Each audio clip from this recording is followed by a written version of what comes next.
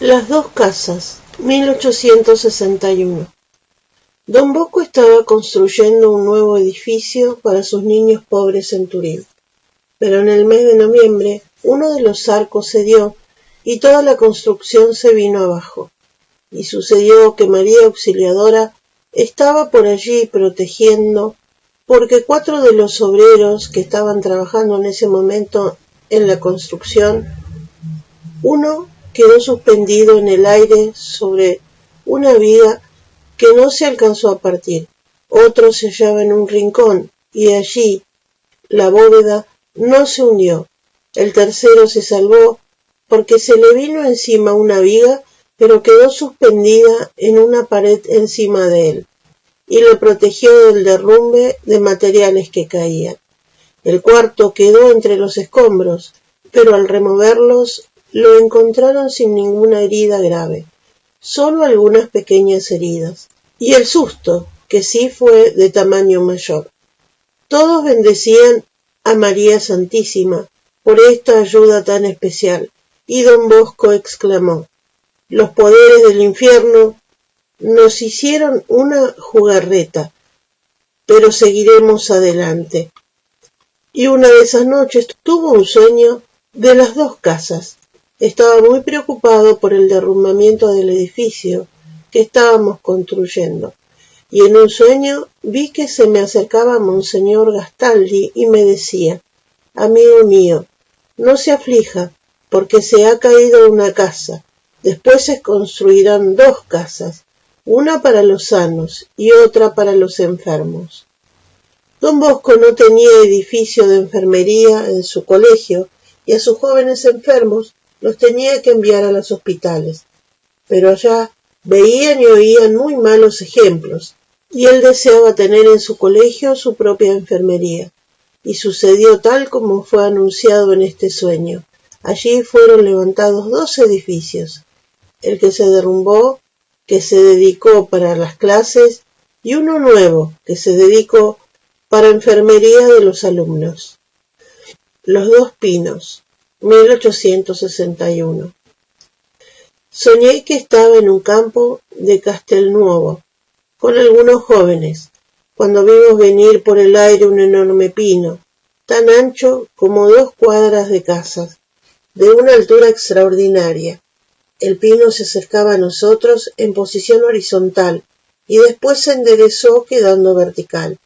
Parecía que nos iba a caer encima, y nosotros nos hicimos la señal de la cruz y pensamos huir, cuando de pronto llegó un viento fuerte como el de un huracán y transformó al árbol en una tempestad de relámpagos, truenos, rayos y granizo. Después vino otro pino, menos grueso que el anterior, avanzando en la misma dirección, y se colocó encima de nosotros, y en posición horizontal comenzó a descender. Nosotros huimos temiendo ser aplastados, y nos hacíamos muchas veces la señal de la cruz. El pino descendió casi al ras de la tierra y permaneció suspendido en el aire. Solo sus ramas tocaban el suelo. Llegó luego un suave vientecillo y lo transformó en lluvia que benefició a la tierra. Yo creo que el árbol inmenso, que se convierte en tempestad y en granizada, significan las persecuciones y ataques de enemigos que le llegan siempre a la Iglesia católica y a los que se esmeran por ser fieles a la verdadera religión. Y el segundo árbol, que se convierte en lluvia que beneficia a la tierra, creo que es la Santa Iglesia o una de sus comunidades, que seguirá produciendo tanto fruto espiritual en las almas como los que la lluvia produce en la tierra. El árbol grande y terrible puede ser que tenga que decirse lo que el profeta Daniel le dijo al rey Nabucodonosor, que había destruido el templo de Jerusalén y llevado desterrado a los israelitas. Tu reino es un árbol inmenso, pero he oído una voz del cielo que dice: corten el árbol, vuélvanlo pedazos, corten sus ramas y que no produzca ya más frutos. En otro árbol más pequeño puede estar representada alguna parte de la Santa Iglesia, por ejemplo, la congregación salesiana, que va llenando de frutos espirituales los sitios a donde llega, así como la lluvia llena de buenas cosechas la tierra a donde cae. El pañuelo de la Virgen, 1861. En la noche del 14 de junio vi en sueños que un grupo de jóvenes rodeaba a la Santísima Virgen y que ella le daba a cada uno un pañuelo. Luego subieron todos a la azotea y Nuestra Señora les dijo: no abran el pañuelo cuando sopla el viento, y si el viento llega de sorpresa, vuélvanse inmediatamente a la derecha, pero nunca hacia la izquierda. Luego, cada joven fue extendiendo su pañuelo. Eran finísimos, bordados de oro y de un enorme precio. En cada pañuelo había escrito: Reina de las virtudes, la pureza o castidad. De pronto empezó a llegar del lado izquierdo un fuerte ventarrón. Varios jóvenes cerraron inmediatamente sus pañuelos. Otros se volvieron hacia el lado derecho, pero algunos permanecieron con el pañuelo abierto, desplegado y sin moverse. Enseguida se desencadenó una fuerte tempestad, rayos, truenos, lluvias, granizo y nieve. A los jóvenes que permanecieron con el pañuelo extendido, el granizo fue rompiendo cada pañuelo. La lluvia y la nieve fueron llenando también de agujeros pañuelo tras pañuelo, y en poco tiempo los pañuelos quedaron totalmente estropeados y perdieron toda su hermosura. Pregunté a Nuestra Señora qué significaba aquello, y me respondió: esos jóvenes son tus discípulos. El pañuelo es la santa virtud de la pureza o castidad. Los que quedaron con el pañuelo destrozado son los que se expusieron a las tentaciones, a los peligros, a las ocasiones de pecar. Los que doblaron el pañuelo a tiempo y conservaron íntegro y hermoso son los que no se han expuesto a los peligros de pecar y conservan la santa virtud de la pureza. Los que se volvieron a la derecha son los que, si han tenido ocasiones de pecar y los ha sorprendido la tentación, pero han sabido encomendarse a nuestro Señor y le han vuelto la espalda al pecado, alejándose de aquello que los invitaba a pecar. Los de los pañuelos rotos son los que han caído en pecados impuros. Yo estaba muy triste al ver que eran tantos y tantos los que habían quedado con el pañuelo roto y destrozado, y pregunté a Nuestra Señora: ¿pero por qué no solo el granizo rompió los pañuelos, sino también el agua y la nieve los rompieron? Y ella me contestó: es que en pureza también las faltas pequeñas manchan el alma y la dejan en un mal estado. Luego se oyó una voz: que se vuelvan a la derecha. Y muchos de los jóvenes que tenían los pañuelos rotos se volvieron hacia la derecha, y sus pañuelos quedaron zurcidos y remendados. Pero cada pañuelo quedó mucho más pequeño de lo que era antes, y muchísimo menos hermoso de lo que había sido. Daba lástima comparar la fealdad que ahora tenían esos pañuelos con la belleza que antes habían tenido. Pero bueno, ya estaban remendados y ya no estaban rotos. Y me fue dicho que esos son los que han cometido actos impuros y se han confesado y han hecho obras buenas para pagar sus pecados. Poco a poco van recuperando la hermosura de su alma, pero es difícil que lleguen a tener otra vez la belleza que su espíritu tenía antes de cometer esos pecados impuros. Vi algunos que no quisieron volverse hacia la derecha y su pañuelo fue quedando totalmente destrozado. Son los que quieren seguir en sus pecados de impureza y no se arrepienten ni hacen nada serio para mejorar su mala conducta. Esos pobres van irremediablemente hacia la perdición. Las distracciones en la Iglesia, 1861. El 28 de noviembre de 1861 Cuando muchos de los jóvenes estaban recién llegados al oratorio de Don Bosco y todavía no estaban acostumbrados a rezar atentamente, el santo les contó este sueño. Soñé que estábamos todos reunidos en la iglesia y empezó la Santa Misa, y entonces entraron al templo muchos hombrecitos vestidos de rojo y con cuernos, o sea, unos diablillos, y se dedicaron a distraer a los jóvenes mientras rezaban. A uno les presentaban los elementos del deporte, a otros un libro, a varios un plato lleno de golosinas, y a algunos les mostraban un armario en el fondo del cual había guardada una buena merienda. A algunos les traían el recuerdo de su pueblo o de su barrio, y a otros les recordaban los detalles del último partido de juego. Cada joven tenía un diablillo que trataba de hacerlo pensar en otras cosas y no en las oraciones que estaban haciendo. Algunos diablillos estaban encaramados en el cuerpo de ciertos jóvenes y se entretenían en acariciarles y alisarles el cabello. Llegó el momento de la elevación de la hostia y al toque de la campanilla los jóvenes se arrodillaron y todos los diablillos desaparecieron, menos los que estaban sobre el cuello, los cuales volvieron la espalda al mirar al lado contrario del altar.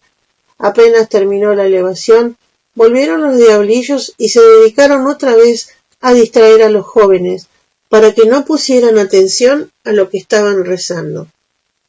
Creo que la explicación de este sueño es que los diablillos representan las distracciones que nos vienen cuando rezamos. Si rezamos sin pensar en qué es lo que decimos, ni a quién hablamos, ni a quién le pedimos, entonces la oración pierde mucha parte de su valor y de su poder. Los que tienen el diablillo sobre el cuello son los que están en pecado mortal y no quieren dejar ese pecado.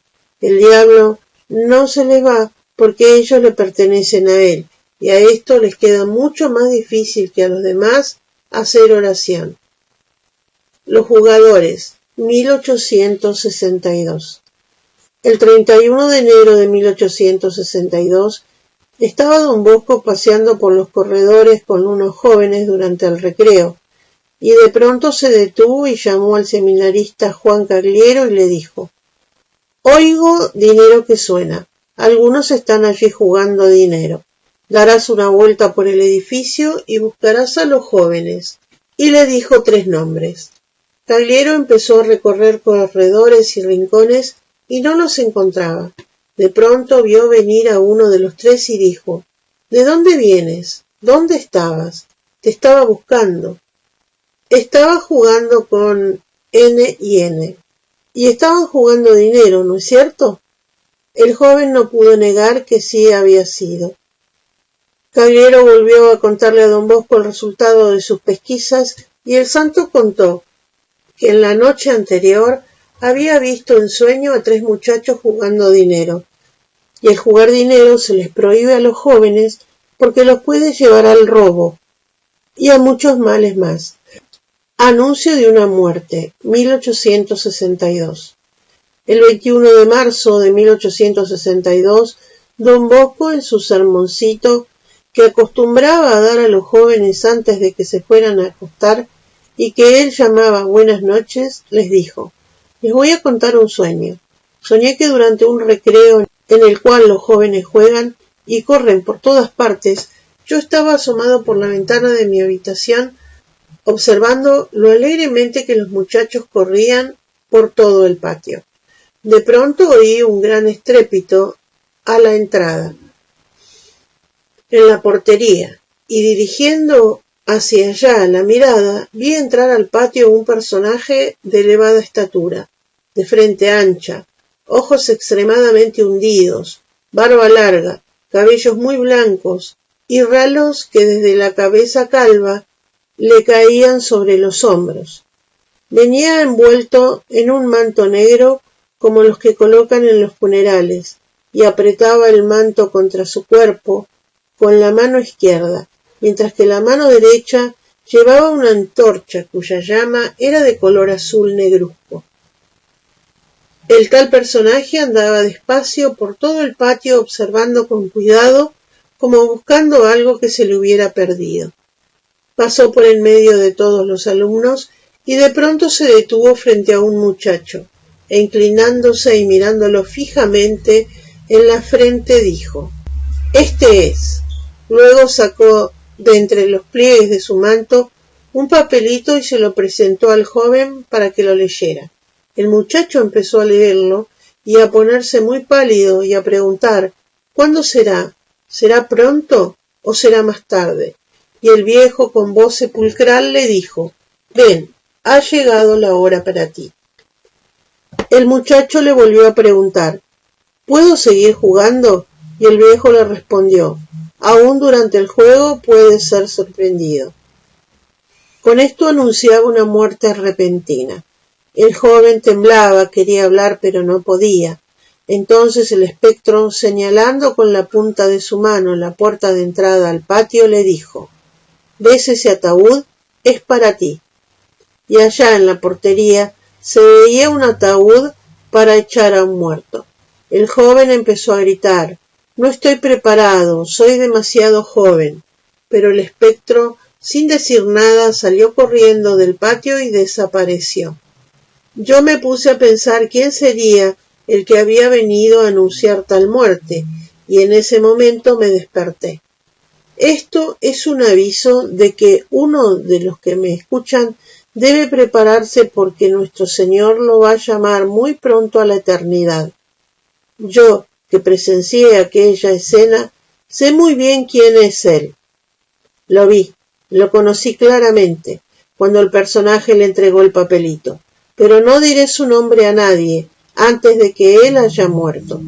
Sin embargo, haré cuanto me sea posible para prepararlo a bien morir.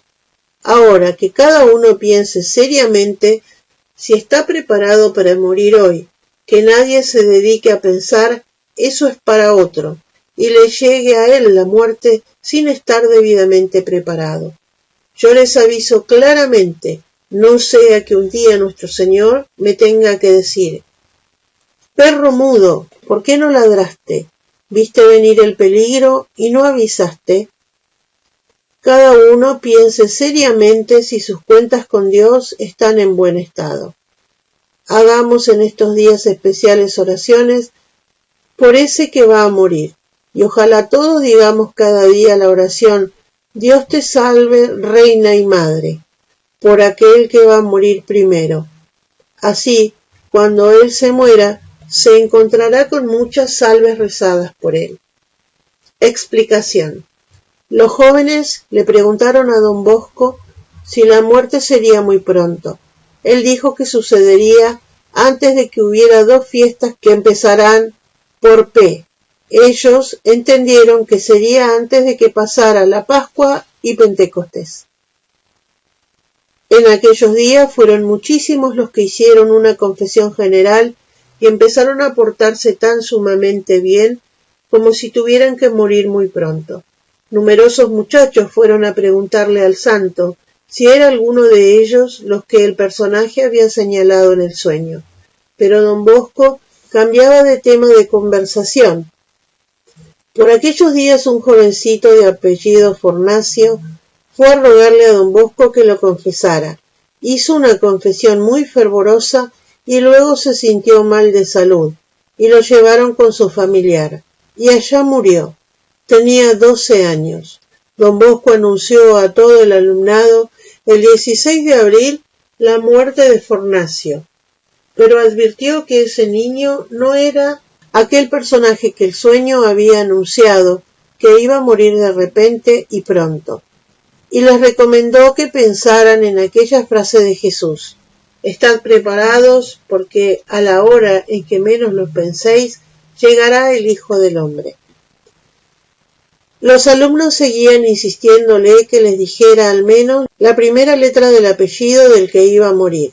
Él les dijo: «Es la letra con la cual empieza el nombre de María». Pero en el oratorio no había más de 30 alumnos cuyo apellido empezaba por M. Y además, en la enfermería había un muchacho muy enfermo y grave, de apellido Marchicio. Y los desconfiados decían: Si el que va a morir primero es Marchicio, no se necesita ningún sabio ni ningún soñador para saber que el apellido del muerto empieza con la primera letra del nombre de María. Pero Marchicio no se murió en aquella ocasión. El señalado por el sueño era el joven Víctor Maestro. Don Bosco se lo encontró un día en una escalera y le dijo: «Maestro, ¿quieres ir al paraíso?» «Sí, sí», respondió el jovencito de 13 años de edad. «Pues bien, prepárate», le dijo el santo. El joven le pidió a don Bosco que lo dejara ir a pasar unos días con su familia, y se hacía este razonamiento: el que tiene que morir ahora va a morir aquí en el oratorio. Por eso, si me voy donde mi familia, no tendré que ser yo el que muera en esta ocasión. Don Bosco le dio permiso. Al día siguiente, Maestro amaneció algo cansado y se quedó en la cama, y a algunos compañeros que le fueron a visitar les dijo que se sentía contento porque ese día se iría a visitar a sus familiares. A las 9 de la mañana vino el enfermo a anunciar que dentro de poco llegaría el médico a darle la autorización para irse a pasar unos días con sus familiares. Pocos minutos después llegó otro alumno a llamarlo para que hablara con el médico y le dijo: «Maestro, maestro, que llegó el médico». Y como no le respondía, se acercó a su cama y lo tomó del brazo y lo sacudió, pero Maestro seguía inmóvil. El otro jovencito se llenó de susto y gritó: «Maestro ha muerto, maestro ha muerto». La noticia corrió por toda la casa. El padre Roa vino inmediatamente a darle la bendición y todos los colegiales se impresionaron grandemente. Esa noche don Bosco en las buenas noches les dijo: «El jovencito al cual vi que en el sueño un personaje le entregaba un papelito anunciándole que moriría de repente, era el que hoy murió, Víctor Maestro. Podemos estar tranquilos porque este niño se confesó muy bien y estaba comulgando cada día. Se había preparado cuidadosamente para pasar a la eternidad. No había llegado todavía la segunda fiesta, que empezaba por P, la fiesta de Pentecostés. Y sucedió otro detalle curioso. Al llegar los señores de la funeraria, no entraron con el ataúd hasta el fondo del patio, como hacían otras veces, sino que se quedaron en la portería con una caja mortuoria. Aunque Cagliero les dijo que siguieran más adelante, ellos se quedaron allí junto a la portería. Y al salir don Bosco a su ventana le dijo a Francesca: «Miren qué extraño. Están con el ataúd aguardando en el mismo sitio que yo los vi en la noche del sueño».